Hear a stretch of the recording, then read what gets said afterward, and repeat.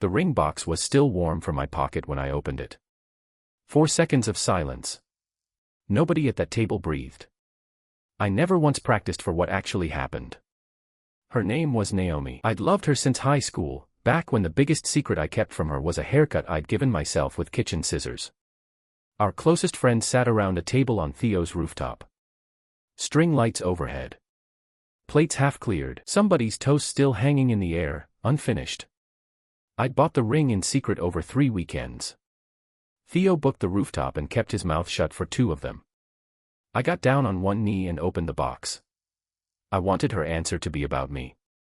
Not a price tag. You already know something's wrong here, don't you? I didn't. That's the whole point of this story. She looked at the ring. She looked at me. Instead of saying yes, or no, or anything at all, she went white and bolted down the fire escape like the building was on fire. Nobody moved. Then I did.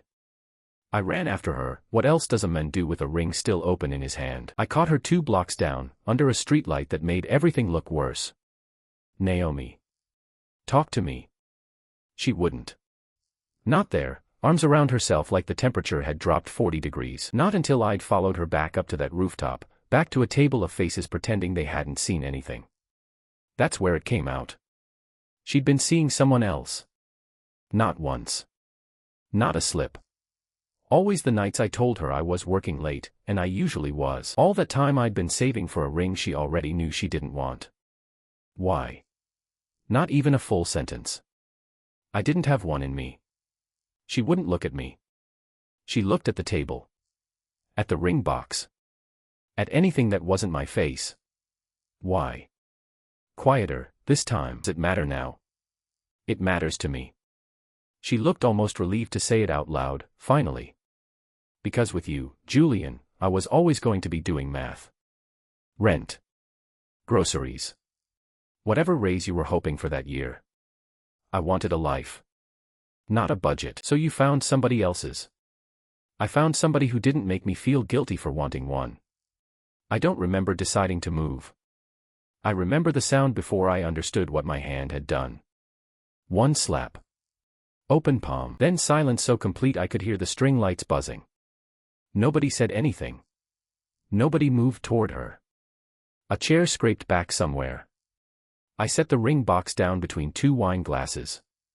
Carefully. I didn't want to be a man who threw things. Then I walked out. Marcus was waiting downstairs, where I'd told him to wait 2 hours earlier. He taught me to drive in an empty lot on a Sunday and never told my father how many curbs I hit. He rolled the window down before I reached the curb. He's good like that. Take the night off, Marcus. I'll walk. He looked at me for exactly 1 second, decided against every question forming behind his eyes, and nodded. Marcus never argues. He also knows exactly when not to ask why. I thought I'd lost everything that mattered in under 3 minutes. Here's what matters for everything that comes next.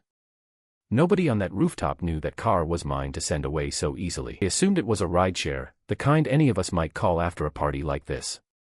My name had never once come with a number attached to it, not around the people I grew up with. For years of careful, deliberate, expensive ordinariness, I'd practiced that proposal for weeks. In the shower. In the elevator. Once out loud to an empty conference room, until a cleaning woman gave me a look that said I needed a hobby. I'd told that driver to wait because I thought I'd be leaving with 2 people in the car instead of 1. Happy. Probably singing along to something terrible on the radio. Naomi edited manuscripts for a living. She had a laugh that made strangers turn around in restaurants, and a running list of towns she wanted to see before she turned 30. I knew the list by heart. I'd picked one of them for the honeymoon. Behind me, up on that roof, she was still standing where I'd left her, holding her own cheek. She hadn't cried. Not once, the whole night.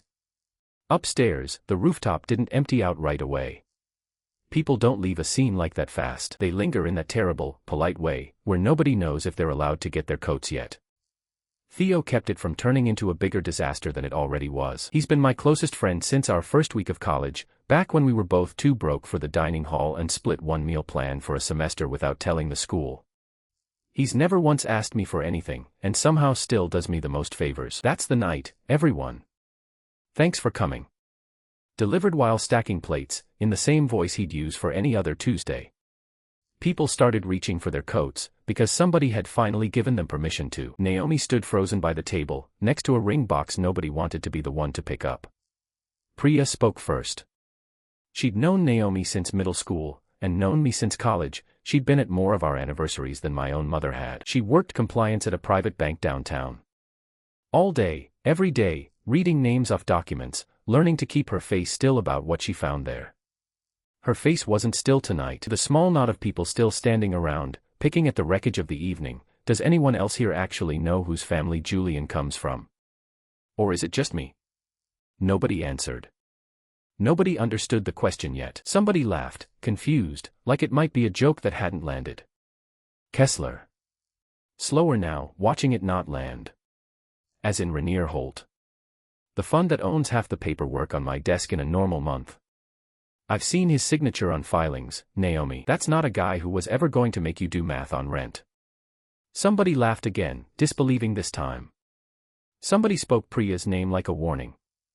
A third person just sat down slowly, like the news needed absorbing through the legs first. I want to tell you I heard that from 3 floors down and felt vindicated. I didn't. I felt exposed. The exact thing I'd spent years avoiding, said out loud by someone who loved me enough to be furious on my behalf. Naomi's whole body changed. She grabbed Theo's arm before he could set the plates down. You have to get him back up here. Her voice had a pitch I'd never heard from her before. Theo, please. I didn't know. I swear I didn't know, and if I'd known. Theo sounded tired of her by then. If you'd known, you'd have done what, exactly? Cheated on someone richer. She didn't have an answer for that. Nobody else in that room had the nerve for that question. He put it to her holding a stack of dirty plates, which somehow made it land harder. He found me on the sidewalk a block from where I'd sent Marcus away. Hands in my pockets, staring at nothing. She wants 5 minutes. That's all. And if you tell me to walk away right now, I will, and I'll never bring it up again. Take her home. I'm not confirming anything tonight. I'm not denying it either. Not to her. Not to anyone. That's not really an answer. It's the only one I've got. Theo looked at me like he wanted to argue. Then he thought better of it. He's known me long enough to recognize when I've reached the actual bottom of something. He went back inside to get her. From the stairwell behind him, 4 floors up, Naomi's voice carried down into the street, cracked in a way I'd never heard before. Fine. She shouted it to nobody and everybody, loud enough that a couple walking their dogs stopped to look. You want to walk away and let everyone guess? I'll tell them my version. I'll tell all of them exactly why we ended, and you won't even be there to argue. I kept walking. Impressive threat, honestly, for a breakup she'd caused herself, 40 minutes earlier, by cheating on me. I didn't say that part out loud. I was saving it. My phone rang before I'd cleared 3 blocks. Theo. She's telling people. The cheating part, the other part. Priya's version, except it's coming out of Naomi's mouth now, and she's added a few things. A pause, and the sound of a door closing behind him. Julian, she's naming the company. So that was the shape of it. Whether the room found out what I was worth wasn't a question anymore. That had happened upstairs, in front of everyone who'd known me since I was 19. The only question left was how fast it traveled, and which of them reached for it first. Want to guess how long that took? Neither did I. That's why I drove. Not home. Home was an apartment minutes from Naomi's building, and every person who could knock on that door had just learned a number. Instead, in the unremarkable car nobody had ever looked at twice, until the streetlights ran out and the air started smelling like salt. No radio. Somewhere past the first hour my hand stopped feeling like somebody else's. Halyard House sits at the end of a gravel road most GPS apps still get wrong. I got there before sunrise, gravel popping under the tires, the porch light burning from the night before. Rosalind leaves it on for guests. We had no guests due for a week. Odette was already up. Odette is always already up. I don't think I've beaten her to that kitchen once. She's run it since before I could walk, and she looked at me across the porch the exact way she has since I was a kid who did something monumentally stupid with a garden hose and her good tomatoes. You look like something the tide didn't want. From Odette, that's tenderness. I didn't tell her why. Didn't have to. Odette has a talent for asking exactly one question, then leaving you alone with it. Bad night, or bad year? Already pouring coffee I hadn't asked for. Bad night. Good. Bad years I charge extra for. She set the mug down hard enough to make a point, and went back to her dough. Flour to the elbows. Done with me, for now. Her kitchen smells the same as it did when I was small, butter, salt, something with cinnamon always somewhere in the mix. It's the only room on the property I've never once tried to change. She didn't turn around. Your grandmother sat where you're sitting. Same hour, same face. Different weather. My grandmother bought this place the year I was born and ran it for decades on stubbornness and a very good raspberry preserve recipe. She left it to me instead of to Rainier Holt, and she told me why exactly once, spreading that same preserve thick on toast, that company already has enough of you. She also used to say the ocean didn't care who your father was. In her book, that was the entire appeal of owning a piece of it. So Halyard House has nothing to do with my father's business. Nobody at Rainier Holt has ever set foot on it. For 2 years I've run it under my own name, because out here nobody connects Julian Kessler to anything worth searching. I was trying to earn back the one thing my inheritance takes from a person the moment they learn about it, being liked before being priced. Rosalind found me on the porch steps not long after, holding a mug I hadn't finished and a clipboard I definitely hadn't asked for.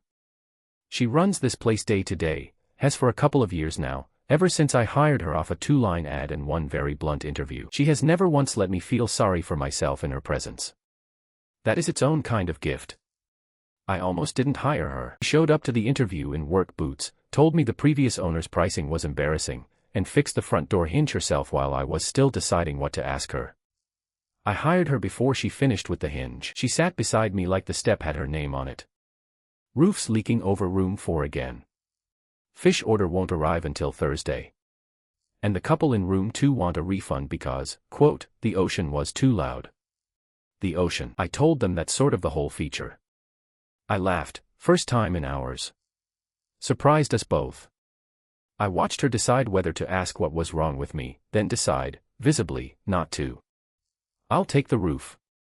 You always take the roof. It's the only problem here I actually know how to fix with my hands instead of a phone call. She didn't ask about the rest of my night. She could tell there was a rest of my night, it was written all over my face, and some stronger instinct told her, correctly, it wasn't her business yet. 2 years in, Rosalind still runs this place like she owns half of it. Technically she doesn't own any of it. Functionally, that distinction stopped mattering to either of us a long time ago.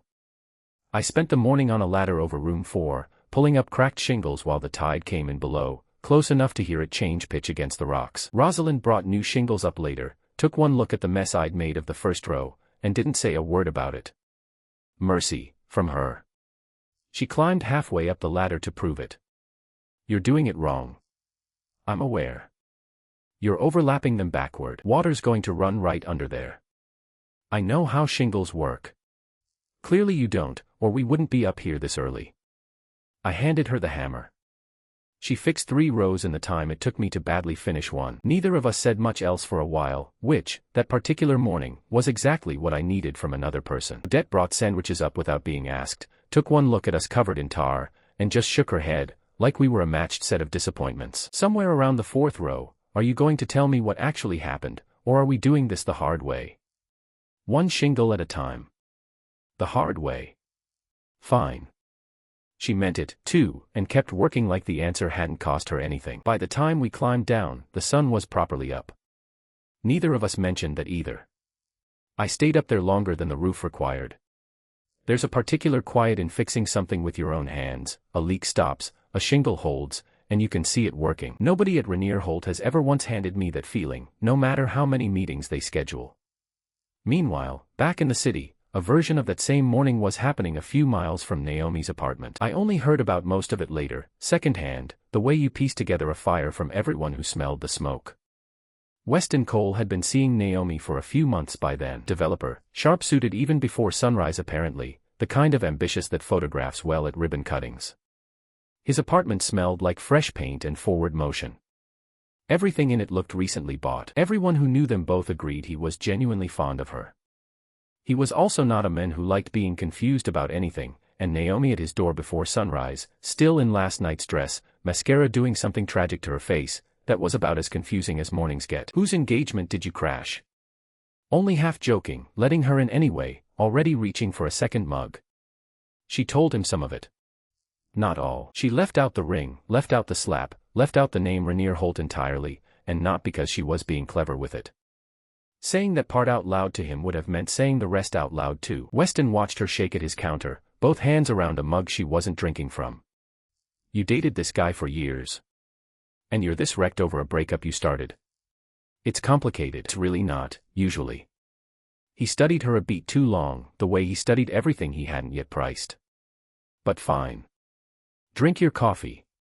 Have you eaten? No. Are you calling in sick, or are you going in like that? I'll call. I'll drive you back after. He let it go, that morning. Weston was many things. Patient with an unanswered question was never going to be one of them for long, and some small, transactional part of him filed the moment away instead of forgetting it, the way he filed everything he couldn't use yet. She left his apartment around noon, borrowed sweater and all, promising to bring it back washed. Weston watched her go from the window, already thinking about something else entirely. Or so I picture it, anyway. Nobody was taking notes at the time. Theo checked on me for real, once, without the joke attached. Just a text. You good out there? I told him I was fixing a roof and eating badly and otherwise fine, true in that exact order. She called me more times than I could count on one hand over the next few days. Theo kept a tally, unprompted, the way some friends keep score instead of just saying they're worried about you. He called on the third day, sounding like he was reporting sports scores. Guess. I don't want to guess, Theo. Wrong answer's worse than you think. You're not calling her back, are you? No. Good. Right answer would have worried me less.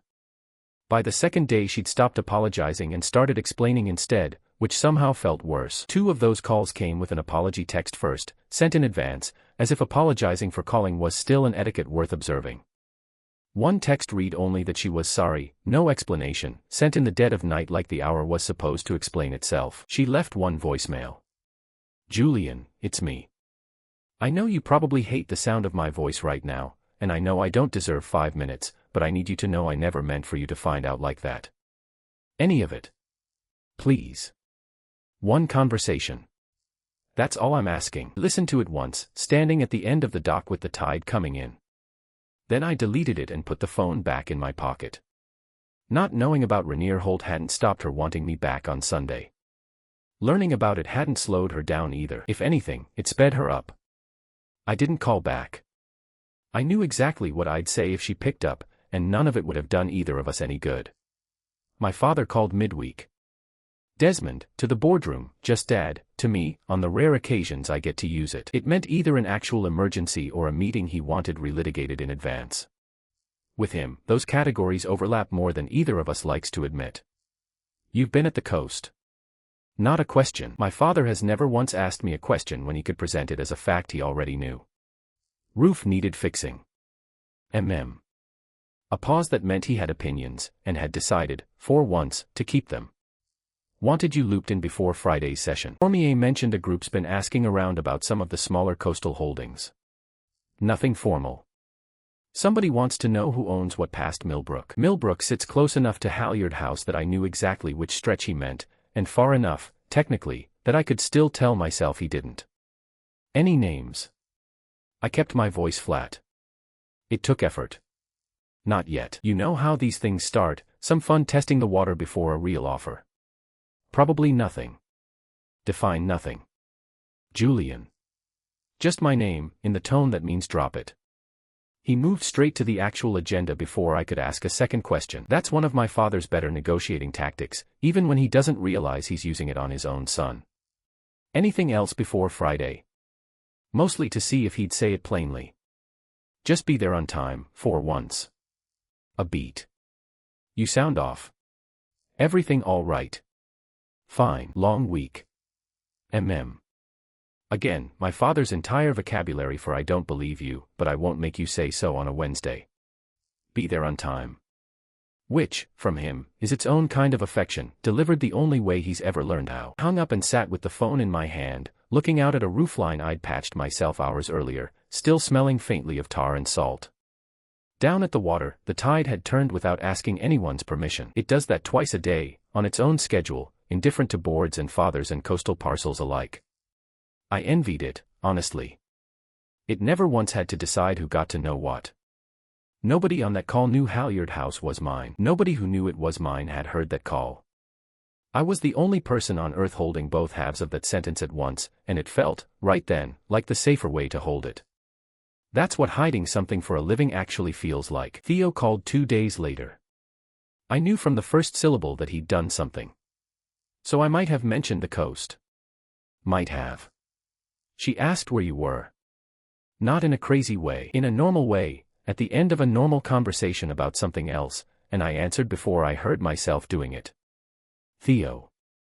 I know. How much did you give her? Your grandmother's place.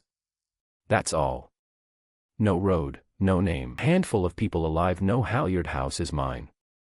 He's one of them, and he's the only one who has never once used it for anything. It's fine. It's not fine. But I appreciate you saying it. She found it faster than I'd have guessed. Anyone would have. There's one grandmother, one coast, and one gravel road with a hand-painted sign my grandmother refused to replace, on the grounds that people who needed to find it always did. It was a good stretch. We had most of the rooms occupied and the couple in room 2 who had stopped complaining about the ocean and started asking whether we did a winter rate. Odette was testing a chowder on anybody who came within range of the kitchen. I fixed a window sash, a gutter, and a dishwasher that turned out to need nothing but a new hose clamp and somebody willing to lie on the floor.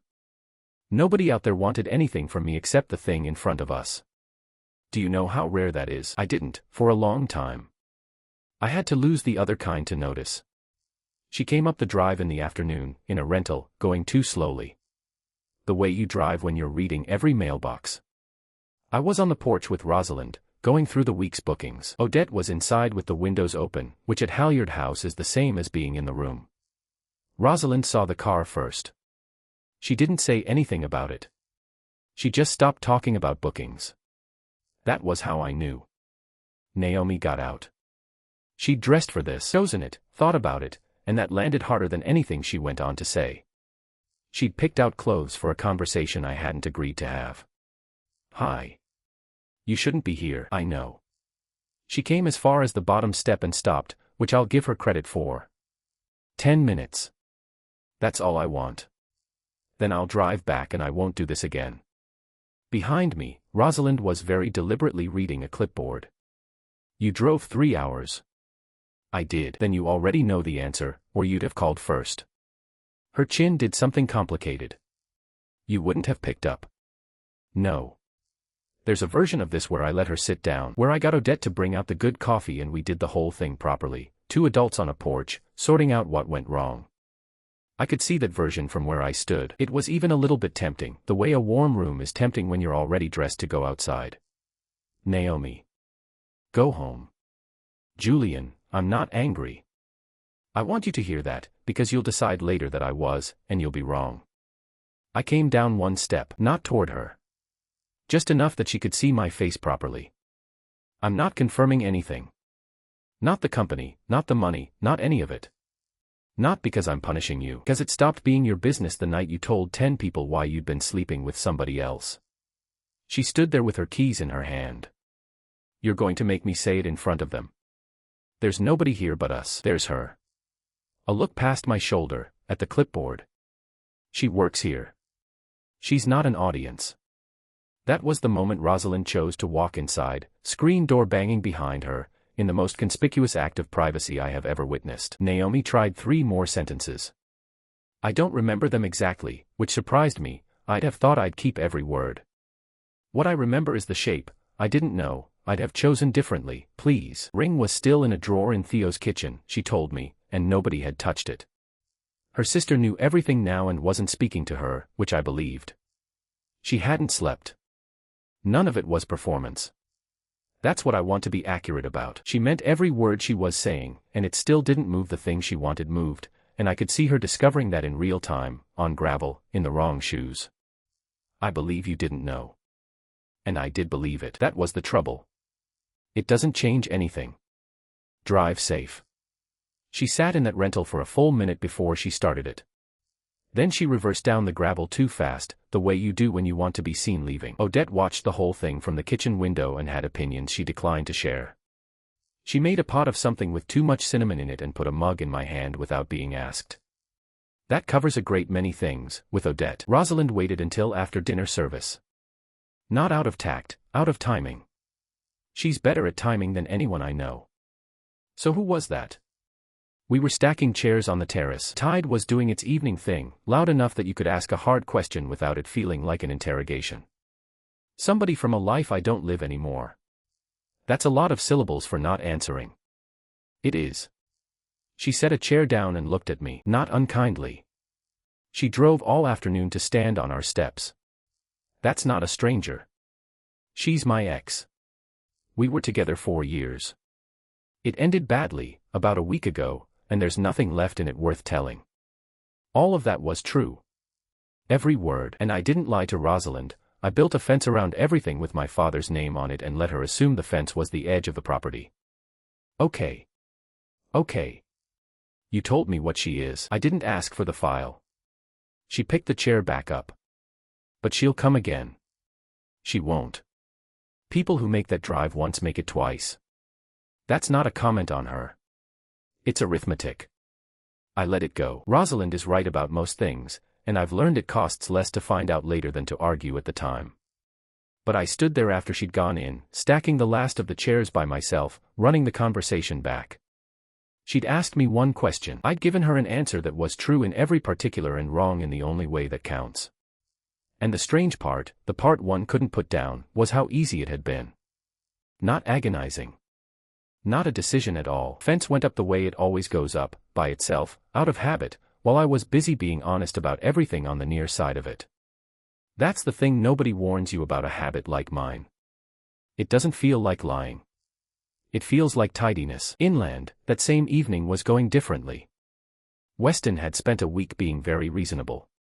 That's the thing about him worth understanding. The man could be patient in short bursts, the way a bank is patient. He'd taken Naomi to dinner. He'd stopped raising the party. And then, in a restaurant with cloth napkins, he asked the only question that actually interested him. What is it about him? What? Your ex. I've met your friends. I've met your sister. Nobody talks about anyone the way that room talked about him after you left. He turned his glass a quarter turn. So what is it?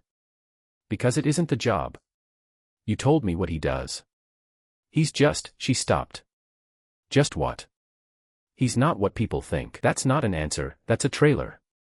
She laughed. It came out wrong, too high, and she heard it happen. Can we not do this here? Sure. He picked up the menu again, perfectly pleasant. We can do it somewhere else. That's how it went for a while. Let it drop and pick it up a day later, from a different side, always politely. If you've ever been asked the same question by somebody who is never once rude about it, you know exactly how much worse that is than shouting. Then he asked her to give up her lease, not dramatically. Over breakfast, in the tone of a man raising something he'd already worked out on paper. There was a building near his office. A unit coming free. No more driving across town at midnight. That's fast. It's been months. It isn't fast, it's overdue. He topped up her cup. Say yes and I'll make the call today. She said yes. And she meant it, I'm sure of that much. She had a man who wanted her at breakfast, a lease she couldn't carry alone, and every reason on paper to go forward instead of back. Then he set the pot down and came at it from the other side, because he never once let anything go. So tell me about him. Weston, you just agreed to move in with me, and you checked your phone while you were doing it. Still not raising his voice. He never raised his voice. I'm not angry.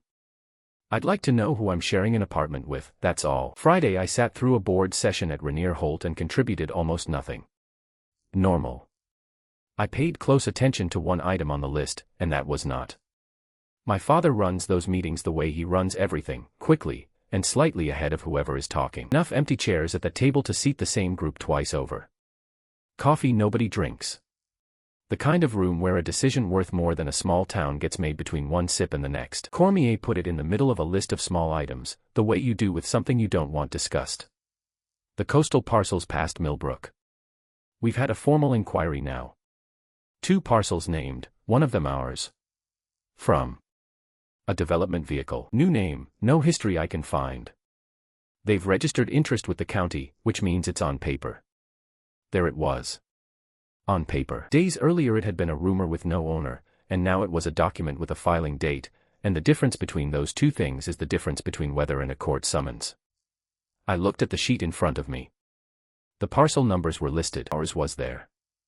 And directly beneath it, unlisted, unmentioned, sat the strip of coast that my grandmother bought the year I was born, which is not owned by Rainier Holt and has never appeared on any sheet in that building. There's a particular silence in that room when something lands wrong. It isn't dramatic. Papers stop moving. That's the whole tell, and if you didn't grow up around these people you'd never catch it. How long has it been on file? 9 days. Who signed? An officer of the vehicle. Not a name any of us know. Do we care? My father didn't look up. We care if they're assembling. 1 parcel is a buyer. 3 is a plan. And if it's a plan, then somebody will come and tell us what they want, and we'll find out whether they can afford to want it. Everyone nodded. The item took less time than the coffee. We moved on to something about warehouse leasing, and I sat there with my hands flat on the table and let it go past me. Here's the thing I could have done, and didn't. 1 sentence, I own the parcel underneath that one. Would have taken me seconds, in that room, in front of those people, and every one of them would have started working the problem that afternoon, because that is literally what they are paid to do. Instead I thought about how the conversation would go afterward. My father in the doorway. So how long have you owned it, Julian? And then the real question, the one under that one, which is not about a parcel at all, what else haven't you mentioned? I'd been not mentioning things for years, and it had already cost me a woman I'd bought a ring for. I sat in that chair and let it cost me something else. Theo's birthday was that weekend. I'd agreed to it a month earlier, back when the calendar was a different country. He gave me an out on the phone, twice, in the elaborate way he does when he wants you to say no but won't say so. It's nothing. A few people. You've met all of them. Naomi is not invited. I checked with myself very carefully about that. I'll come. You don't have to come. It's your birthday, Theo. It is my birthday, he admitted. That is factually where we are. Naomi came anyway. Not to his apartment, she was too smart for that. He came to the second half of the evening, once it had migrated to a wine bar down the street, where nobody is invited because nobody is uninvited. I saw her come in. A few seconds of warning, and I used them to decide not to leave. Leaving would have been cleaner. It also would have been the story, he walked out when she walked in. So I stayed, and I talked to Theo's cousin about a boat he was restoring, and for a while it was almost fine. Then somebody's glass got tapped, and Theo's cousin sat down, and the toast started, which at that particular table is a tradition with rules. Everybody goes, everybody keeps it short, nobody makes it about themselves.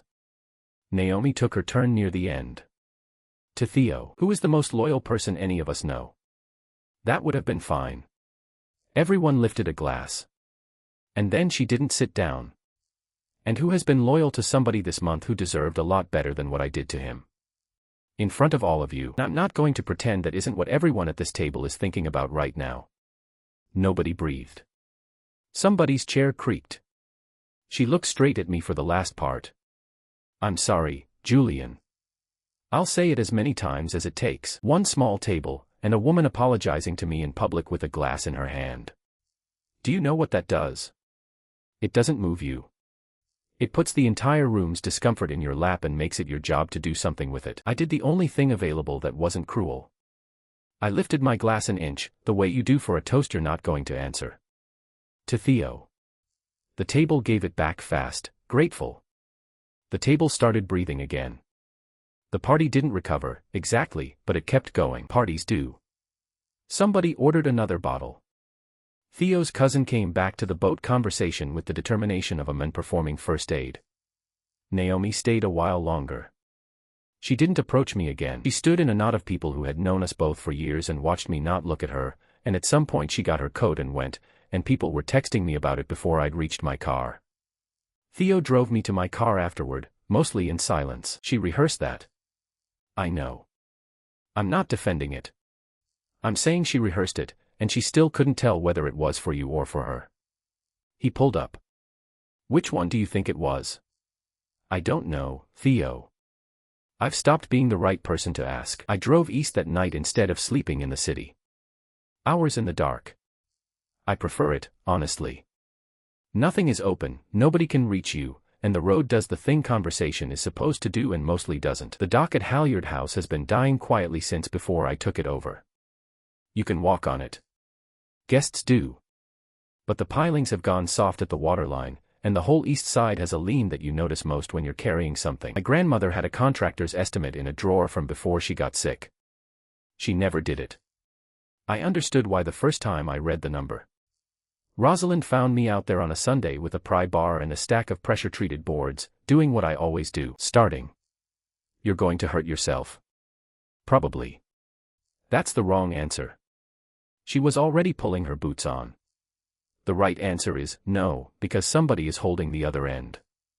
We worked most of the day. She's better at it than I am. That stopped surprising me a while ago. She also doesn't pretend otherwise to spare my feelings, and that's the actual gift.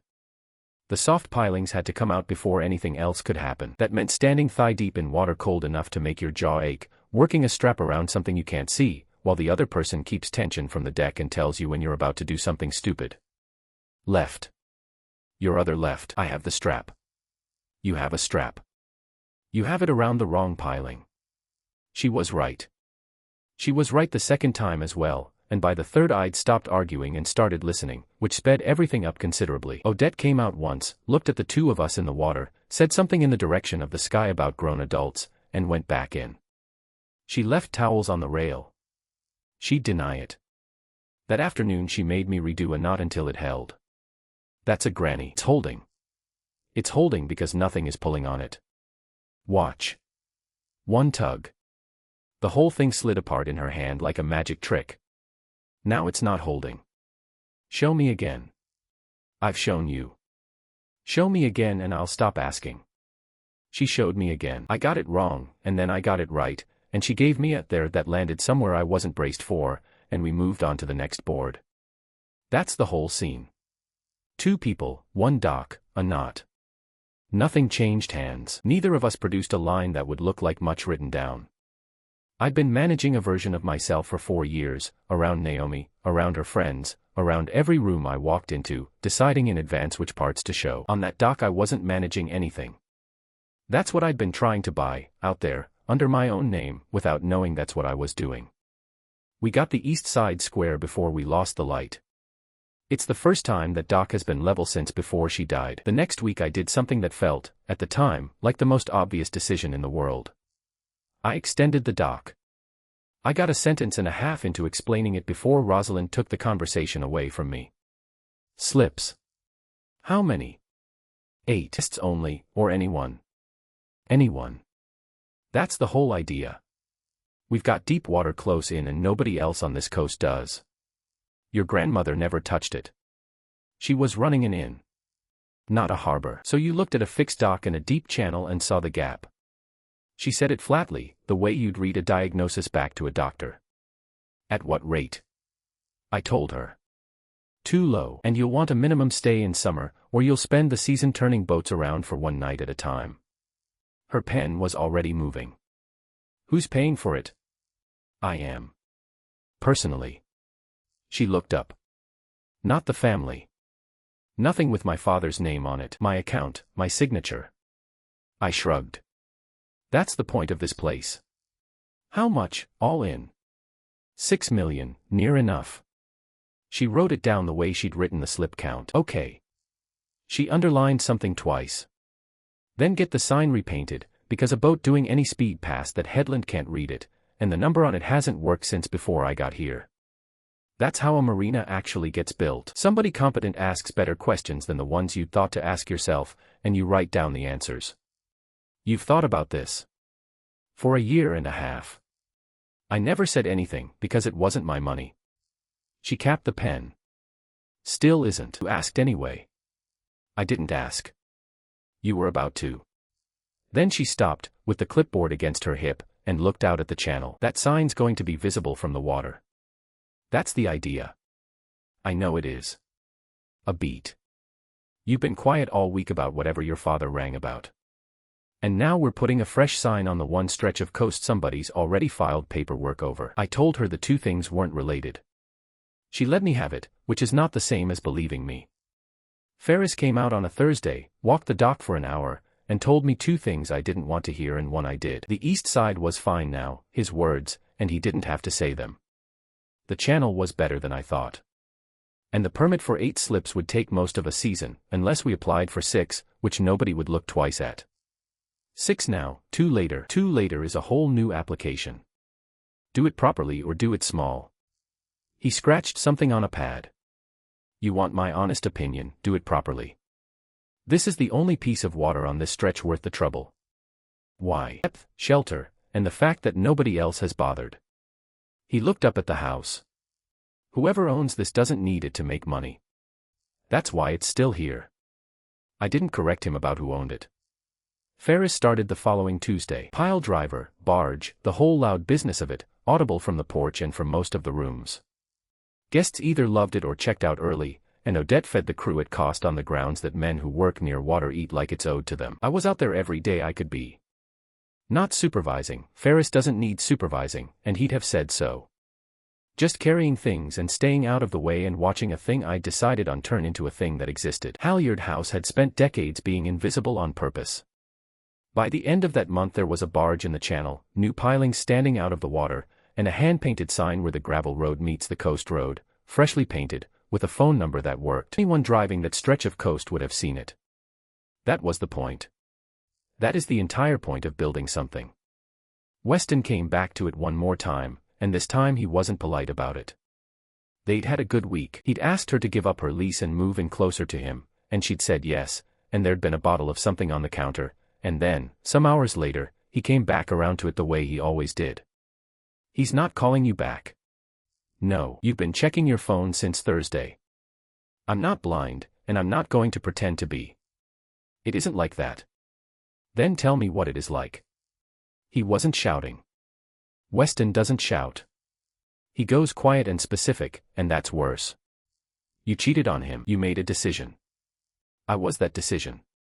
And every day since that party you've been acting like a woman who made a mistake, and I would very much like to know which one of us you think the mistake was.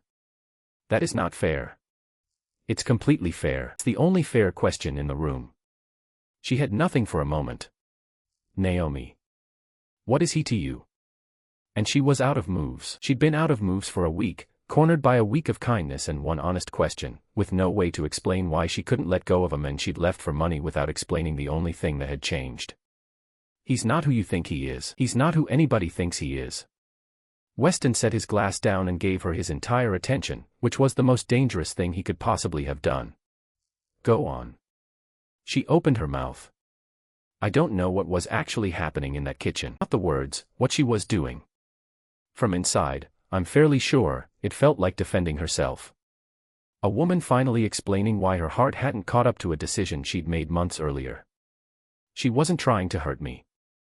I'll say that much for her. But there is a kind of sentence you can't take back out of a room. You can be entirely sincere and still be holding one. She was 3 words from it. 200 miles east, I was asleep in a house with a barge in the channel and new pilings standing out of the water, and the last thing I'd done before bed was check the weather for Ferris's crew. It came out in a kitchen, standing up, with a coffee pot between them. His name is Julian Kessler. His father is Desmond Kessler. Rainier Holt. Weston didn't move. The fund. Yes. Your ex-boyfriend. The one you left because he wasn't going anywhere. Slowly, laying each piece down flat. He's the Kessler heir. Only child, nobody else. Once she'd started she couldn't stop, and I understand that better than I'd like to. 4 years. Not one word from him. I found out in a room full of our friends, from Priya, days after I'd already. She stopped. After you'd already what? You know what? Say it anyway. After I'd already left him for you. She put the pot down because her hand wasn't steady. There. That's the whole thing. I left a man for not having money and he had more of it than anyone I've ever stood next to, and he never told me, and I will never know whether that means he was protecting himself or protecting me, and I'm not allowed to ask, because I'm the one who, Naomi. Don't be nice to me right now. I can't hold nice. He came around the counter and put his arms around her, and she folded into it with the whole weight of a person who has finally set something down. That's the picture I keep, her being held, gratefully, at the exact moment she stopped being a girlfriend and became a document. I want to be careful here, because it would be easy to make her a villain and she isn't one. She wasn't selling me. She had nothing to gain and she knew it. She'd been carrying a thing too heavy for one person for over a week, and a man who was kind to her at breakfast put a direct question to her, and she answered it. That's all it was. That's all it ever has to be. Weston held her and looked over her shoulder at the wall, and somewhere behind his face a set of numbers rearranged themselves. He didn't do anything with it that night. Give him that. He made her eggs, put her to bed, and sat up in his own kitchen with a laptop until it got light. She woke once and saw him there, and mentioned it to her sister as evidence that he'd been worried about her. Can learn an astonishing amount about a private fund without breaking a single rule. Rainier Holt files what it has to file. That includes officers, registered interests, and every parcel held in its own name up and down that coast. He'd already pulled those filings. He'd pulled them a month earlier, when he first started looking at Millbrook, and he'd read them the way you read a competitor, who owns what, who's slow, who's overleveraged. That night he read them again with one extra fact in his hand.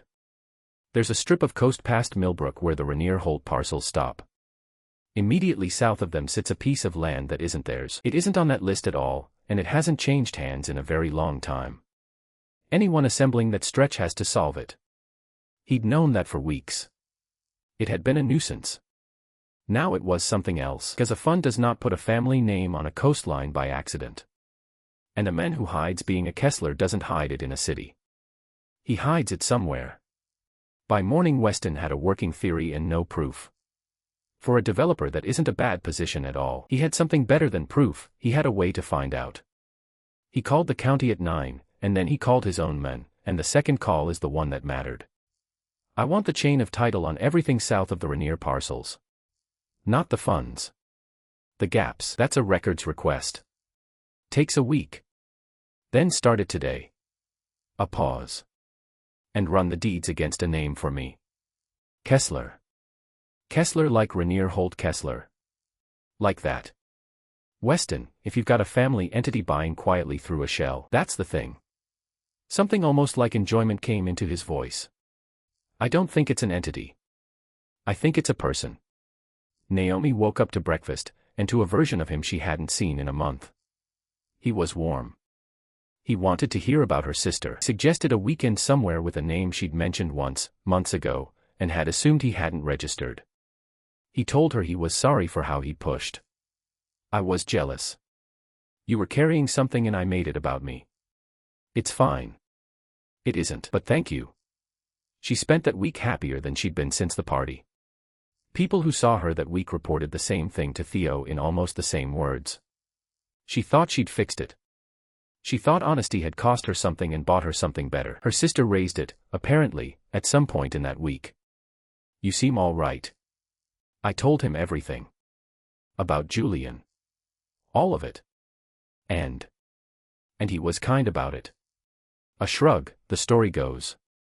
I think it needed to come out of me. I think I'd been carrying it around like it was mine to keep. Her sister, who has never liked Weston and has never hidden it, let that one go.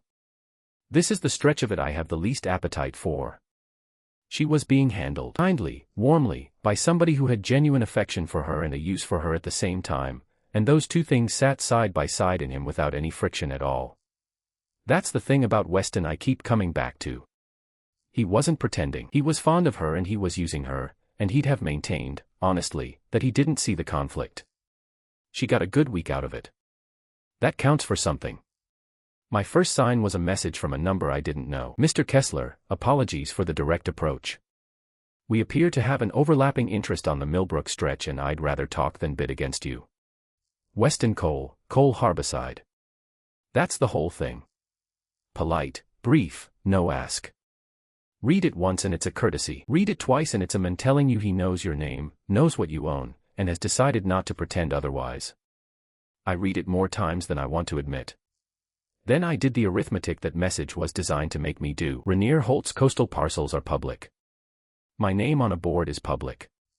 Cole Harbiside had filed an interest with the county. All of that puts a stranger's message on my phone without a word passing between anyone. None of it explained why he'd written to me rather than to the fund. I didn't answer. I sat on the porch with the phone face down and watched Ferris's crew set a piling, and convinced myself, with some success, that it was a coincidence. 2 days later Cormier called my father, and my father called me. Your friend Cole has been talking to Halvorsen. He's not my friend. No. I gathered that from the way Halvorsen described the conversation. A pause. My father does his thinking out loud in gaps rather than words. He approached him socially. Golf, or something adjacent to golf. Very friendly, very general, and somewhere in the middle of it he mentioned the coastal parcels, and put it in a way Halvorsen found strange enough to repeat to Cormier. What did he say? That he understood the family had a personal connection to that stretch. The tide was going out. I remember watching a gull work the shallows while my father waited for me to say something. Julian.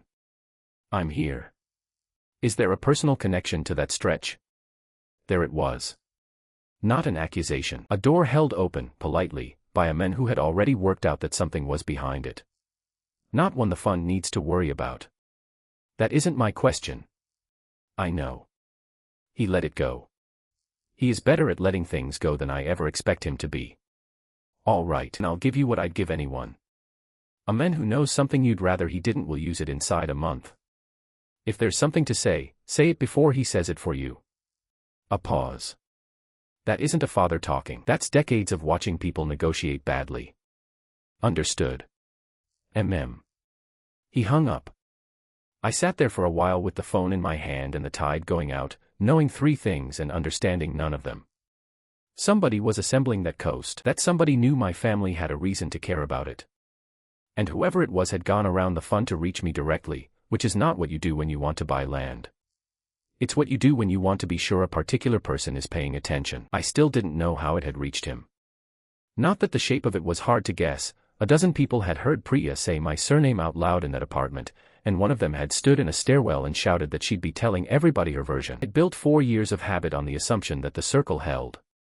The circle had stopped holding the same night I got down on one knee. So I did what I have always done, and I did it fast, and I did it alone. I called Adiz Nwosu, who has handled my personal work since I was old enough to have any, and who charges me properly, and who has never once put a question to me about my family that wasn't strictly necessary. How exposed is Halyard House?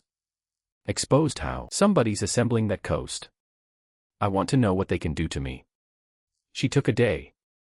Then she called back with the kind of answer I pay her for, which is the honest one. Legally, nothing. The title was clean, the deed was mine, and no amount of money buys land off somebody who won't sell it. Practically, several things. There was an access easement across the north corner that a neighboring owner could make awkward. There was a dock permit still in process. And there was the fact that a marina under construction has inspections, and licenses, and a county that can be encouraged to take an interest. None of that stops you. All of it costs you time and makes your life unpleasant, if somebody's motivated. Can I close any of it? You can buy the easement outright if the neighbor will sell. You can get the permit finalized faster than it's moving. Neither is dramatic. Both are worth doing this month rather than next. Do both. There's a third option and you're going to hate it. Go on. Tell the fund it's yours. Put it on their map. Nobody assembles a coastline against Rainier Holt for sport. The moment your surname is attached to the deed in a room where it can be repeated, this stops being a project for whoever's doing it. No. I did warn you. It's not the fund's land. It doesn't have to be theirs to be protected by them. She let that sit exactly as long as it needed to. But you're the client. That's what I assumed. One question. Adiz does this, one question, at the end, after the business. Who at Rainier Holt is handling this? Nobody at Rainier Holt is handling this. Julian. It's not their land. It's not their problem. Right. Which is what everybody in my life offers me instead of an argument. So there it is. A man was moving on my house, and I had a phone in my hand, a family with a legal department the size of a small firm, a father who had just instructed me plainly to get ahead of it, and a woman running that house who deserved to know a stranger was asking questions about her workplace. I called a lawyer and mentioned it to no one. I want to be exact about why, because he was too proud, isn't it, and never was. Every one of those doors led to the same room. Tell my father, and the fund owns the problem. The day it owns the problem is the day Halyard House becomes an asset with a file number. Tell Rosalind, and I'd have to explain why a coastal developer cares about a small inn. That explanation starts with my surname. I built a place where nobody knew, and the price of a place where nobody knows is that you handle everything yourself. I'd been paying that price so long I'd stopped noticing the invoice. Adiz bought the easement. The permit went from stalled to signed. I paid for both out of my own account, and I gave Rosalind a line about tidying up paperwork. True. The smallest sentence in this entire story. Rainier Holt does a thing every autumn that isn't quite a party. It's held in the atrium, it runs all evening, and everybody there either manages money for us or wants to. My father has attended for decades and enjoyed roughly 2 of them. I go because not going is a statement. Naomi got in by giving my name at the desk. That's all it takes, incidentally. She wasn't on any list. She gave my name at the desk as her host, and a young man with an iPad looked at a screen that didn't have her on it, and looked at her, and decided that a woman who says that in that lobby is probably telling the truth. I saw her from across the atrium, well into the evening, holding a glass she wasn't drinking from. She'd dressed for the room. She'd got it right, too, that's what caught in my chest. She'd looked at what women wear to that kind of evening and matched it exactly, and she was standing alone in the middle of it with nobody to talk to. She'd come to be seen belonging there. I was with my father and 2 people from a pension fund when she reached us. Julian. The pension people stopped talking. Naomi. I know exactly what this is. Her voice was steady, which was somehow worse. I'm not going to make a scene, I just need 4 minutes, and you won't answer a phone, so I came to where you'd be. This isn't the place. There isn't a place. That's the problem. You've made sure there isn't a place. And here is where my father surprised me. He didn't freeze her out.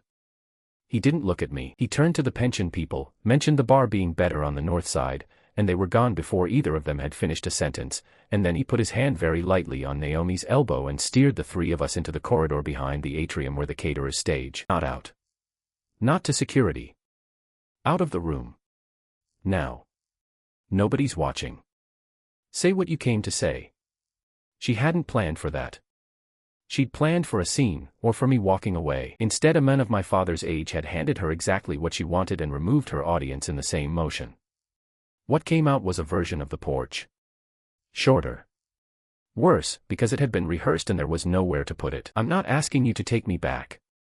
All right. I'm asking you to tell me it wasn't 4 years of managing me. Because that's what I can't. Her jaw went. If you loved me, you'd have told me. That's the sentence I can't get out of my head. If you loved me, you'd have told me. And that one landed, because it's the only argument she has ever made that I couldn't answer. I don't know. You don't know. No. I don't. She looked at me for a moment. That's the most honest you've ever been with me. I know. And then, because it had been sitting in me for 2 weeks and there was never going to be a better moment. Naomi. Who have you told?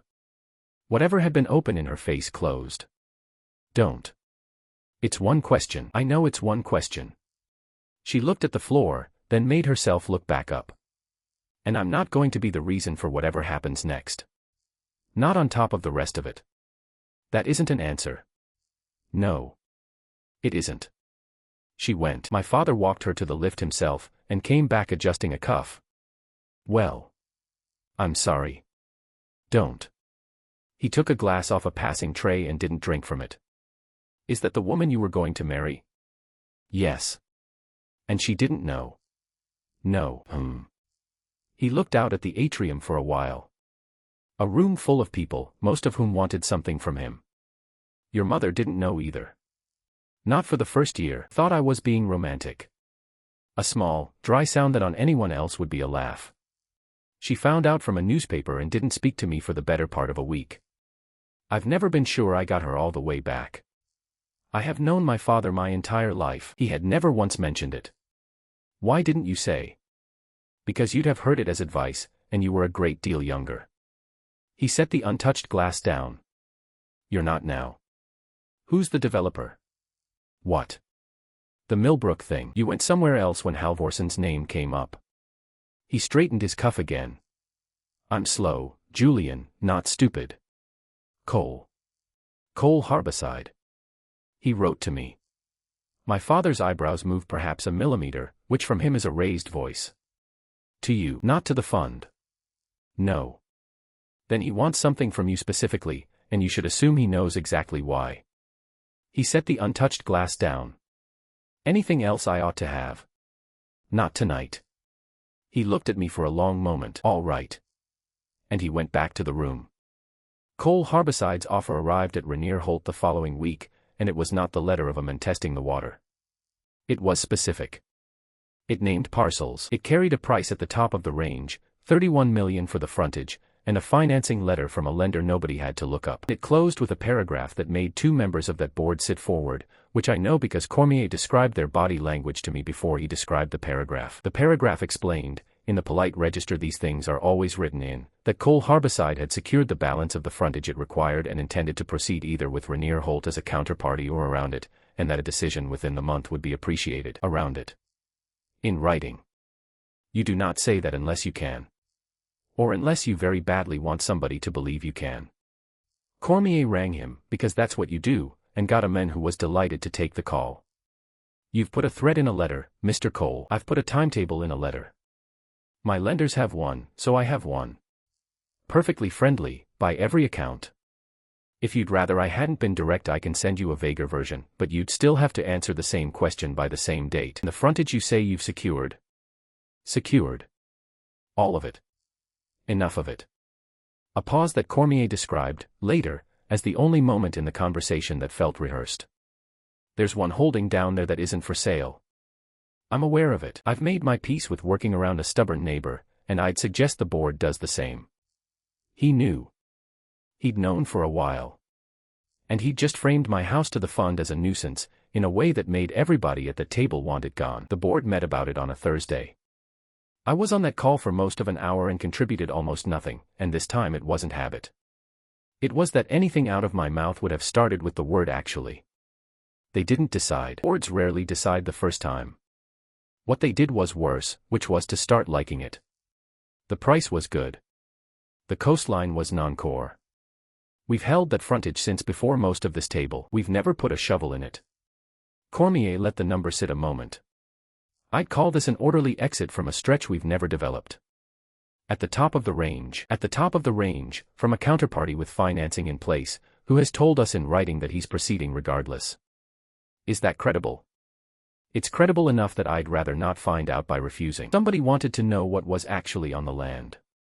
Frontage, scrub, a couple of private holdings we don't control. Paper moved at his end. Nothing operational. Nothing operational. I sat on that call and understood with total clarity that Halyard House sat directly in the middle of a stretch this table had just agreed was worth less to them than money. None of them knew it was there. Why would they? I'd never mentioned it. For 2 years I'd let the family think I had a hobby on the coast, and I had been extremely careful to make sure nobody looked closely enough to ask what kind. I flew back that night and got in very late. The porch light was on. Rosalind was in the office with the books, which she is never doing at that hour. You're up. The inspector came. I stopped in the doorway. County. Wednesday. Wanted the dock permit, walked the whole frontage, took photographs of the north corner. She didn't look up from the ledger. He was perfectly pleasant. He also arrived holding the easement paperwork. That's a public record. I know it's public. That isn't what bothered me. She turned a page. What bothered me is a countyman walking up our drive already carrying a document I didn't know existed. I run this place. I found out we'd bought something from a stranger who wanted to photograph it. Rosalind, her phone's been going all week. You take it outside. She closed the ledger. You've bought an easement I didn't know we needed and finalized a permit that was fine sitting where it was. Ferris mentioned it, because Ferris assumes I know things about this place. It's paperwork. So you told me. She stood and set the ledger square on the desk, and I watched a door I'd been walking through freely for 2 years quietly acquire a lock. I'm not asking. I want to be clear about that, because I don't want you to think I'm asking and you're refusing. That's a different conversation and neither of us wants it tonight. Ask me anyway. No. Without heat. Here's why. If I ask, you'll give me an answer that's technically true, and I'll be able to tell, and then I'll have to decide what to do about it at 1 in the morning in an office I don't own. She squared the ledger. I've been given technically true answers before. I left a job over it. I'd rather not do the whole thing twice. Then what? I'm telling you, the inspector came. I answered him. I didn't know what I was answering. You can decide what to do with that. She went to bed. I stood in the office with the light on for a long time. My father called 2 days later. They're taking it seriously. Not the first offer. Cormier wants a valuation on the whole stretch. A breath. Once you're valuing, you're selling whatever anybody claims in the room. How long? He wants a recommendation for the next session, which gives you, and he stopped, because he'd said you instead of us, and we both heard it. Neither of us corrected it. There's an inn on that stretch. Small one. Is there? They've just built a marina. Have they? Nothing at all in his voice. Well, somebody should probably tell the board that before they vote on an orderly exit. Somebody should. And he waited. It went on. I could hear a clock somewhere on his end, and the small sounds of a man who has decided not to help you out of a silence. Julian, I'm here. When you were small, your grandmother taught you to get a fish on that dock and you didn't tell me for a year, because you decided I'd be angry about the knife. Something shifted in his voice, something I have heard perhaps twice. I wasn't angry about the knife. I was sorry you hadn't come to me. I had the sentence right there. It's mine. The inn, the marina, the whole thing. And here is what stopped me, and this time it wasn't habit. Cormier had ordered a valuation. The moment Halyard House goes on that map, it stops being a house I own and becomes a holding inside a stretch the board has already decided to leave, and then the man deciding what happens to it isn't me. Telling my father wouldn't save it. It would hand it to the same table, weeks before that table voted to let the coast go. That was the reasoning. I couldn't find the hole in it. Which is not the same as there not being one. I'll see you at the session. He hung up. I stood in the office of a house nobody at that table knew existed, holding a phone, having offered him nothing at all. It took a couple of phone calls to find out how it had traveled, and neither of them was to Naomi. Priya first, because Priya keeps records the way other people keep grudges. Have you talked to anybody about my family since that night? A pause on the line long enough to hear a kettle in it.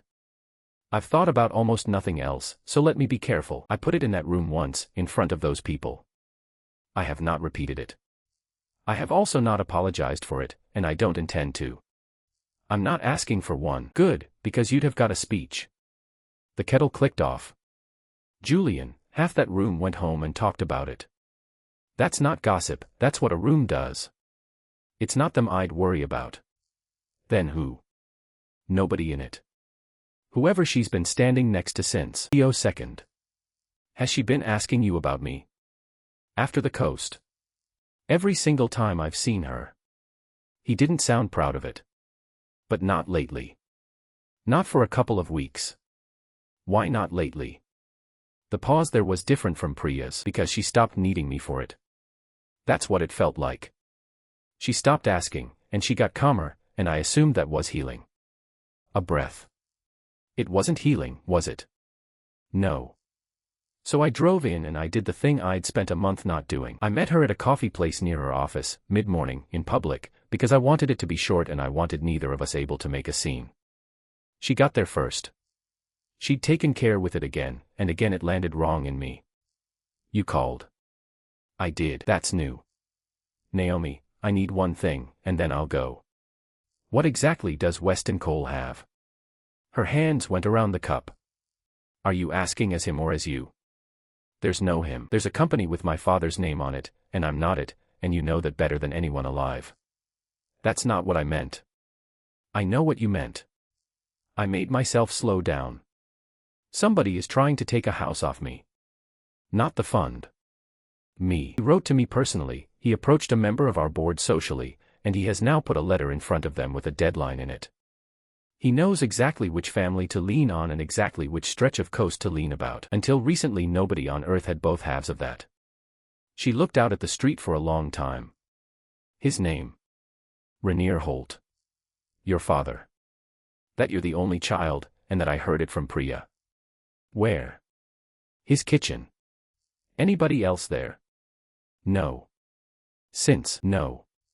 Her chin came up. And before you get to the next one, no, I didn't know what he did for a living when I met him. I knew he built things. I didn't know he built things there. Did he ask, or did you offer? Does it matter? It matters to me. Did. She turned the cup a quarter turn, the way he does, and I don't think she has any idea she picked that up. He'd been at it for a while. Not nastily. He was kind about it, and nobody ever believes me when I put it that way. Over breakfast he wanted to know why I was still checking my phone. He was right. I didn't have anything left except the true thing. And afterwards, he was lovely to me. Her mouth did something complicated. For about a week he was lovelier than he'd been the whole time I'd known him. She heard it as she finished it. I watched her hear it. Oh. I didn't help her with that. There's a version of me that would have, and he'd have been lying. I believed her. It would be a tidier story if I hadn't. Okay. That's it. Okay. What would you like instead? I'd like you to be angry. Her voice cracked on it and she pulled it straight again, which was worse. I've been waiting a month for you to be angry with me, and you're sitting there being polite, and it's the cruelest thing you've ever done and I don't think you even know you're doing it. That one got through. I'll give her that. I'm not being polite. I'm being finished. I put money on the table for a coffee I hadn't touched. You made a decision about me in a room full of our friends and I have spent a month watching it turn into somebody else's opportunity. I'm not angry with you, Naomi. I ran out of that. What I am is late. She was still sitting there when I left. I saw her in the window from the street, and then I kept walking. The call came into Halyard House on a Thursday afternoon. Not to my mobile. To the inn. To the number Rosalind had repainted on the board where the gravel road begins, on the grounds that a faded sign is the same as no sign. Odette picked it up. Odette always picks it up. In 2 years I have never once beaten her to it. I know how it went because I was in the kitchen with my hands in a sink full of mussels, and because Odette does not lower her voice for anybody. Halyard House. Then a pause, and her face did something I'd never seen on it. That is not a question for a voice on a telephone. Another pause. You may certainly send it. It'll sit on the table with the rest of the post. A beat. No. And I won't be spelling it for you either. She put the phone down harder than the phone deserved. Who was that? A firm of solicitors. She wiped her hands on her apron very deliberately. Very pleasant young man. Reading from something. Reading what? The questions came in order. Whether I could confirm the legal owner of this property for their clients' records. Whether the owner holds it personally or through an entity. She folded the towel in half. And whether the owner is the same Kessler who sits on the board of Rainier Holt. The muscles were still in my hands. Again. Rosalind, from the doorway. I don't know how long she'd been standing there. Long enough. The last one. Odette looked at me. Odette has known me since I was small enough to be lifted onto that counter. A stranger with a script had just handed her my entire life. She looked at me and waited for me to hand her something to do with it. I could have taken it right then. 2 sentences and it would have been mine to give. Odette, could you give us a minute? And Odette, and I have no right at all to what she did next, did not go. She stood exactly where she was, folded the tea towel, put it on the rail. No. I don't think I will. Then she went out to the porch, which is worse. So it was the 2 of us in the kitchen and a sink full of shellfish and a question already on the floor between us. That's a yes, then. Yes. Rainier Holt. My father runs it. I sit on the board. My voice sounded like somebody else's, doing an impression of a man delivering routine information. It's a fund. It holds about $4 billion worth of things, most of which I've never seen. I'm the only child. When he dies I get all of it, and there's nothing I can do about that except be somewhere else while it's true. Rosalind stood very still. 2 years. I know. I want to make sure I have this right. I've had a strange week and I'd hate to be unfair. Evenly. The evenness was the worst of it. The county came here with paperwork I hadn't seen. A firm of solicitors has just put a question to Odette about your surname and a board seat. And I have been running a business for a man for 2 years without knowing that if it burned down tomorrow it would not materially affect his life. That's not, is it inaccurate? I didn't have one. That was an answer in itself. The number. Again. Rosalind went past it very quickly and I wanted at normal speed, because I've spent 2 years arguing with you about a fish order. About 4 billion. 4 billion. She let it sit in the kitchen with us.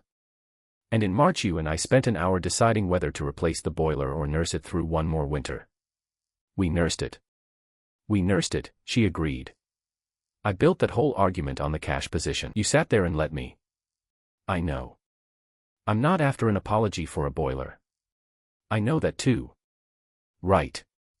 She picked up a cloth and put it down again, the first purposeless thing I'd ever seen her do. The money isn't the thing. Let me put that down once and not come back to it, because you'll expect it to be the thing and it isn't. Plenty of people have money. Then what? Ferris knew before I did. Ferris doesn't know. Ferris knows a man bought an easement without discussing it and got a stall permit signed in a fortnight, and Ferris has been building things on this coast his whole life and can add. Her jaw set. The countyman knew there was something worth photographing. Those solicitors knew the questions and knew whose name went in them. Weston Cole, whoever he is, knew. Naomi knew. And I have been standing in the middle of this house with a clipboard, answering questions, being the last person in the county to find out what I'm standing in. You weren't meant to. I know I wasn't meant to. That's not better, Julian. That's the complaint. Outside, a gull went over. The tide was somewhere in the middle of itself, doing what it does. Put the question to me. Whatever it is. You'll get the truth. That's not how it works. You don't get to hand it over now that it's out. Then let me put it down unprompted, not tonight. She stopped me with a hand, not unkindly.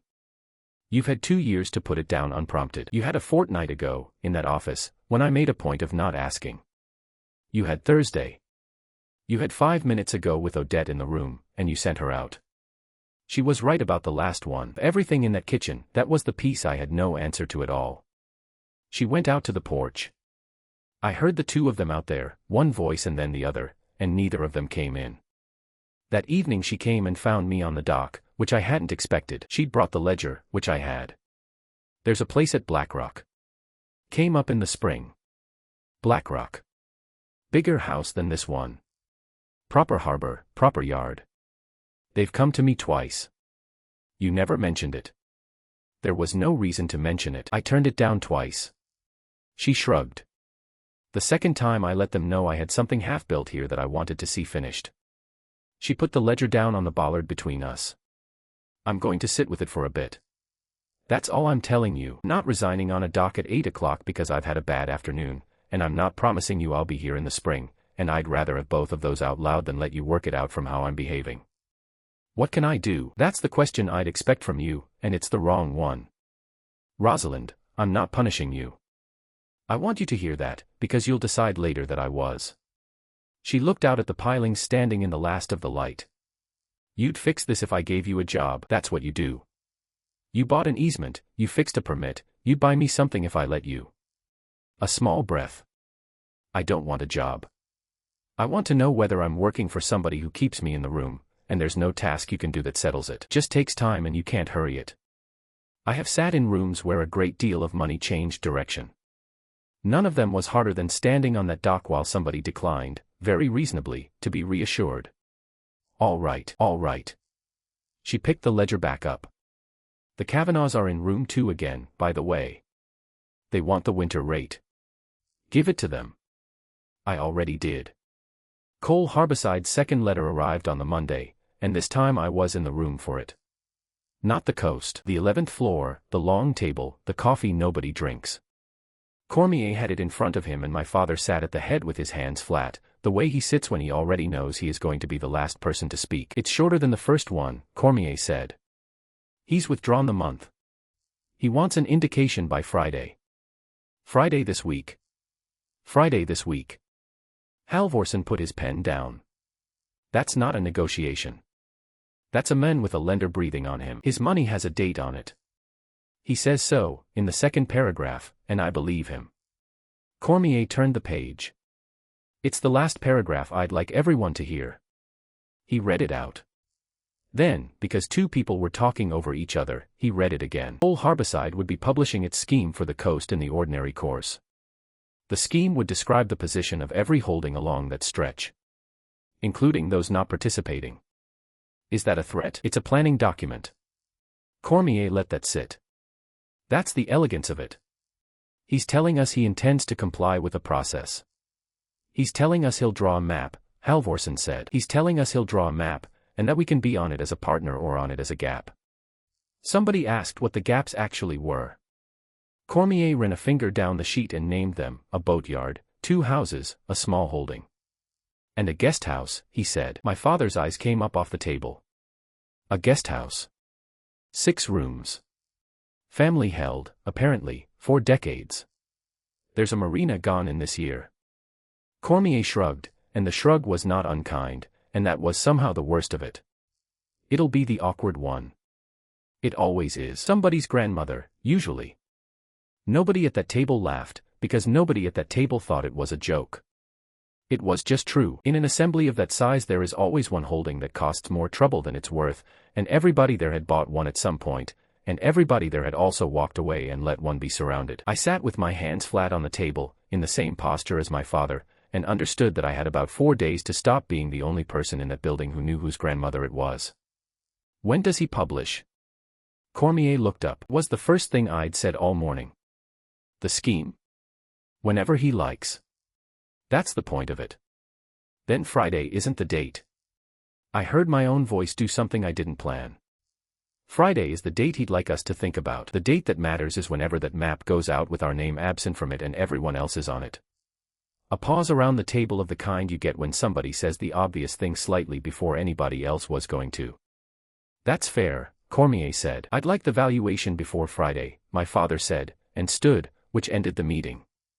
He caught me at the lift. He didn't say anything. He just stood beside me and waited the way he'd waited on the telephone, and this time I didn't have a coast to look at or a tide going out to hold my attention, only a set of brushed steel doors with the 2 of us in them. Friday, he said. I know. The doors opened. He got in. I didn't, and he let them close between us without looking up, which is my father's way of holding a door open. 4 days. I went to my father's office on the Wednesday without an appointment and without a single line prepared. That matters. Every conversation I'd ever had in that building, I'd walked into knowing my first sentence. I stood outside his door for a while and couldn't find one. Then I went in anyway. He was at the window with his back to the room. Halyard House is mine. He didn't turn round. The guest house on that stretch. 6 rooms, the marina Cormier mentioned. Grandmother left it to me instead of to the fund. I've run it under my own name for 2 years. I never put it in front of you or the board, because I didn't want it to be a holding. I wanted it to be a house. Still nothing. Cole knows. He's known for weeks. Naomi gave it to him. She had it from Priya, at that party, and Priya reads our filings for a living. I made myself keep going. So the map he's threatening to publish has my house on it. My name will be beside it. My father turned round. Is that all of it? No. Then finish. There's a woman who runs it. Rosalind Cade. She found out what I'm worth from a firm of solicitors on the telephone. She's been offered a harbor at BlackRock and she hasn't turned them down. My voice did something I hadn't authorized. I'd like her to stay. I have no way to make that happen. Do you know what that's like? It's the first thing in my life money has been no use for at all. He came away from the window and sat down. Not behind the desk. In the chair beside me, which he has done perhaps 4 times in my life. Thank you. For what? For coming in here without a position. He let that sit. You've had a prepared first line since you were 19. I've been waiting a long time for you to walk in without one, and I'd stopped expecting it, and I want you to know I noticed. Didn't have anything for that. I sat there with my hands on my knees like a boy outside a headmaster's door. What went through me wasn't relief. It was the plain arithmetic of how long I'd made the conversation take. Now. He straightened his cuff. The board meets Friday. Do you want it kept out, or do you want it in? In. You understand what in means. It goes in the papers and in the valuation. Everybody at that table learns what you own, and roughly why you kept quiet about it.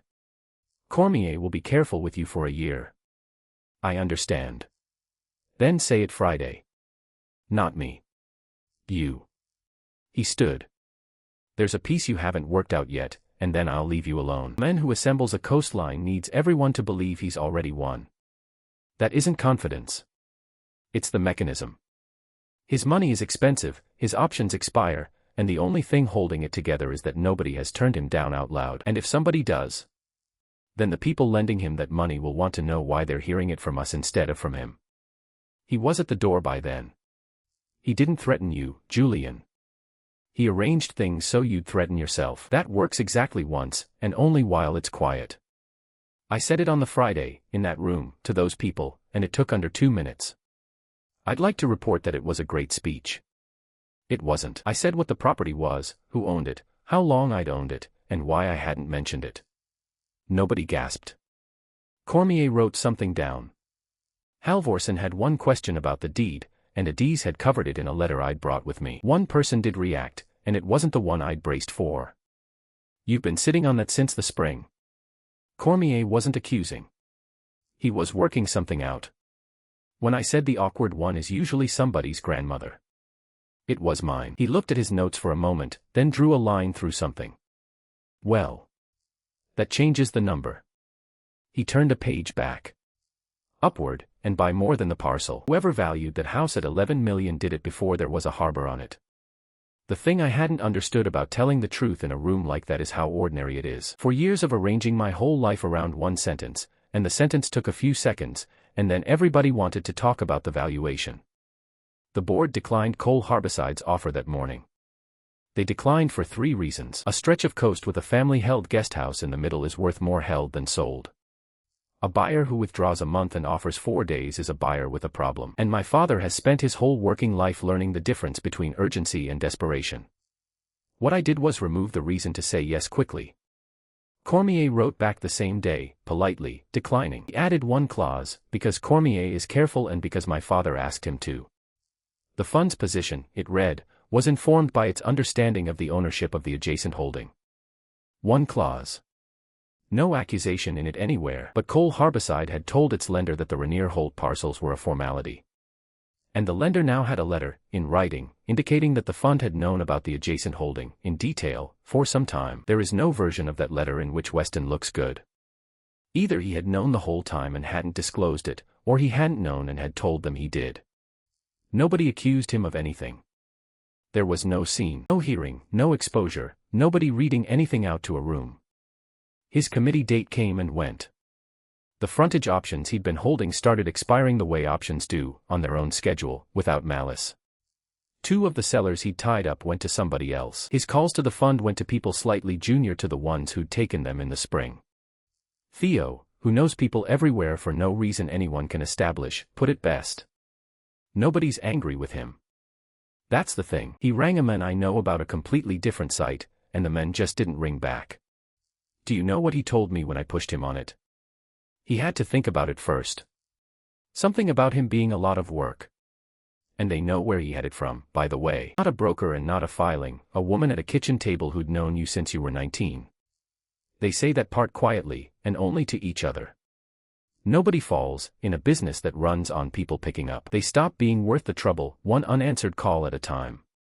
Cole Harbiside is still there. He'll build something somewhere, and he'll be good at it, and I hope he is. He never published the map. I drove east on the Friday afternoon and got in before dark, which almost never happens. Odette was on the porch shelling something into a bowl.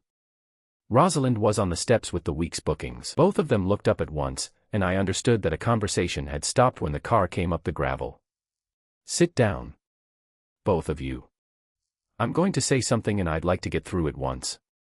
Odette put the bowl on the rail. So I gave them all of it, from the beginning, in order. Most of it they could have assembled themselves by then. What my father runs, what it comes to, what a room does when it finds out. For years of keeping it from a woman I meant to marry, the reason I gave myself for that, and the other reason underneath it. The rest they had no way of knowing, and it was the reason I'd driven 3 hours to sit on that porch. He was never coming for this house because it's valuable. He was coming because I own it. He learned what I'm worth from a woman I used to love, and then he worked out the rest, that I'd sooner lose a piece of coast than stand up in a room and name myself. I made myself look at both of them. 2 years. We've both run this place for 2 years while I was doing that. Odette, you took a call from a stranger who knew more about me than you did, in my own kitchen, and I sent you out of the room instead of answering you. That's the worst thing I've done here, and there's a piece of it I'd rather keep, so I'm going to hand it over instead. I had 4 days to stop him. I spent 3 of them looking for a version where I didn't have to stand up in a room and say my own name. I sat in a valuation meeting and listened to a man call this house the awkward one, and I said nothing. What changed? Rosalind's voice, very level. Nothing changed. I ran out of days. I made myself hold it there. I want you to know that I got here by running out of road, not by growing up. You can decide what that's worth. Nobody interrupted me. That was the hardest of it. I'd built the whole speech expecting to be stopped somewhere in the middle. Instead, the 2 of them sat there and let me reach the end of my own account. You only do that for somebody when you've already decided how it's going to go. Odette, who had listened to all of it without moving, picked her bowl back up. Your grandmother did the same thing. Not the money. The other half of it. Never let anybody in on a thing until it was already fixed. Did you forgive her? Eventually. She died first, though. Don't do it that way. She went back to her bowl, and that was Odette finished with the subject, permanently, in the way she is finished with subjects. Rosalind hadn't said a word. She put the papers down on the step and stood up. The Marchetti boat's coming in tonight. What? First one into the new slips. Heir signed off the last inspection, the power's live, and there's a boat out of Blackrock coming in tonight because I let them know we were open. She was already down the steps. You can stand there explaining yourself for another hour, or you can come and help. I can't take a line and work the cleat at the same time, and Ferris has gone home. That's what she said. That's all of it. No speech. No decision announced. She heard the whole thing and handed me a job with a time on it. I don't think anybody has ever been kinder to me than that. The Marchettis came in late and badly, in a crosswind. The men at the wheel had clearly been told by somebody that this was easy. Rosalind stood at the end of the finger pier with her hand up, calling the distance. I lay flat on the boards and caught a line off the bow that came in short and wet. It took me 2 goes to get it round the cleat. Better. That was a good throw, by the way. That was a terrible throw. You caught it. She was already moving to the stern. Don't let them hear you say otherwise. We got them tied up. Springs on, fenders down. The man at the wheel apologized to everybody within reach, and Rosalind assured him, entirely straight-faced, that it had been a very respectable arrival. The woman on the boat wanted to know whether the kitchen was still open. Odette had come down the path with a torch to watch the whole performance, and her answer was that it depended entirely on how they felt about mussels. They stayed 4 nights. Naomi stopped writing in the autumn. She heard how it ended the way everyone hears things, through Priya and through Theo, in pieces, over a few weeks.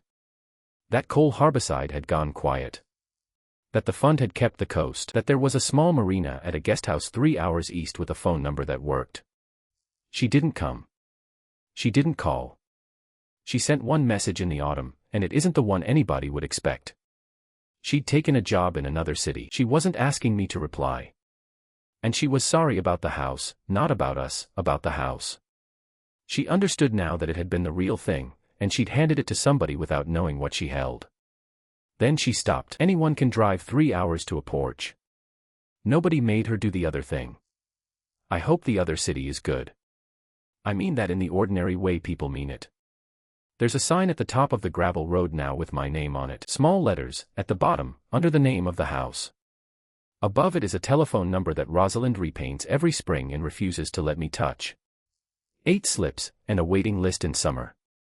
Odette has hired 2 people and complains about both. Ferris is building a second shed we don't strictly need. Rainier Holt owns the coast on either side of us and has no plans for it. In board papers my father calls that a long-term strategic position. To me, in person, he calls it leaving the boy some room. He comes out now. Twice so far. He walks the dock with his hands behind his back and puts questions to me about depth and drainage that he does not care about in the slightest. Then he stays for dinner and drives back the same night, because he doesn't like being away from his own bed. Second time, he stood at the end of the finger pier for a long while with his back to the house. She had it right, your grandmother. About what, exactly? leaving it out of the fund. He didn't turn round. I'd have made it work. That's the trouble with me. I'd have made it work and it would have stopped being this. Rosalind stayed. She has never announced it. There was no evening where she sat me down and said so. The offer at BlackRock simply went to somebody else, and she mentioned it a month later, in the middle of a sentence about a delivery. Then she went straight on to the delivery. What are we now? I don't have a word for it that would survive being written down. Neither does she. We've both decided that's all right. This morning the east side of the dock came loose again where the pilings meet the frame, because it always does, because that's what a dock is. She's out there now with the pry bar. She has shouted twice for the other hammer. I'm going. So, what do you think about the lesson behind this story? He wanted something that sounds completely reasonable to know whether someone would choose him for who he was, not for his name, his money, or everything attached to it. But somewhere along the way, that secret stopped being protection and turned into a test nobody else even knew they were taking. And that is probably the most important part. You cannot expect someone to prove they would accept the truth when you never trusted them enough to give them the truth in the first place. Sometimes keeping a secret feels safer than risking rejection. But the longer you hold on to it, the more likely you are to start hiding things from the exact people who would have accepted you anyway. So, do you think he was justified in hiding who he really was? Or did he cross the line the moment he started silently testing the people around him? Let me know what you think in the comments. And if you enjoyed this story, don't forget to like the video and subscribe for more.